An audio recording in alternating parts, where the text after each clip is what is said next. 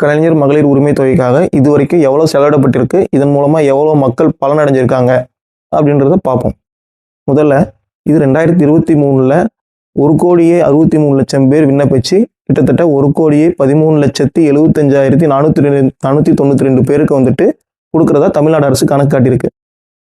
இதுக்காக 2023 ஒரு 7,000 கோடியும், அதுக்கு அடுத்தபடியாக ஒரு 13,000 கோடியும், இப்போ இந்த ஆண்டு ஒரு 9,000 கோடியும், மொத்தமாக 30,835 கோடியே 45 லட்சம் ரூபாய் இதுக்காக செலவிடப்பட்டிருக்குன்னு கணக்கு அமைச்சிருக்காங்க. இதில் மேலும் சில தளர்வுகளை கொடுத்து அதில் 28 லட்சம் பேர் விண்ணப்பிச்சாங்க. அதில் தகுதியானவங்கன்னு சொல்லி ஒரு 17 லட்சம் பேரை மறுபடியும் வந்துட்டு இந்த மாதம் முதல்ல வந்துட்டு அவங்களுக்கும் மாதம் 1000 ரூபாய் கொடுக்கப்படும் பெண்களுக்கு அப்படின்னு சொல்லியிருக்காங்க. இதுலேயும் நிராகரிக்கப்பட்டவங்களுக்கு மறுபடியும் மீண்டும் ஒரு வாய்ப்பு கொடுக்கப்படும்னு சொல்லியிருக்காங்க. 2026 தேர்தல் போகுன்றது உங்கள் எல்லாத்துக்கும் தெரியும்.